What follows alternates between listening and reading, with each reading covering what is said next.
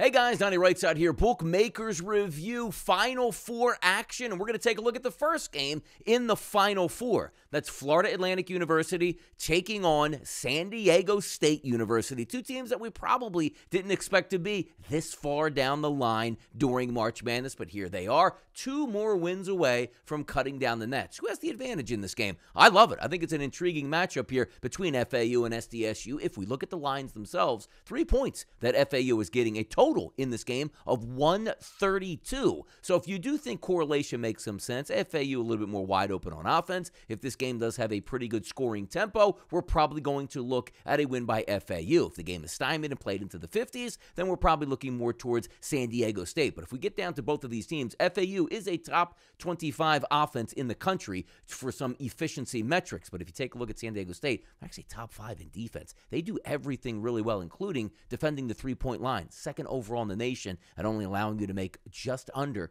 28%. But when you take a look at FAU, they've done everything right this year. Nobody in college basketball has won more games than FAU as they continue to defy the odds. They got great guard play and a gigantic 7-foot center. Let's take a look at this game and also from a player prop perspective. Guess where I'm going? Towards FAU. The first guy we're going to take a look at is John L. Davis. He's the guy that's going to have to be the leader of the pack. The thing I do like about him is he is clutch, shooting close to 86% from the free throw line on the season. If we just look at tournament play here, the 4 wins that they've picked up, we're talking about FAU, 12 points against Memphis, 29 points against FDU, 15 points versus Tennessee, and 13 points versus Kansas State. His player points prop is 13.5 at a minus 119 price. I think it makes some sense to go over the total. Also, if we take a look at the big man, Vlad Golden, his player prop here is only 8.5. Now, granted, he's not really all that of an effective, dominant score, but in this game, I do believe it makes some sense. If you're going to get defended from the three-point line, that means some things are going to open up down low. If we take a look here at Vlad Golden, take a look at his last game against Kansas State, played close to 28 minutes in that game and had 14 points.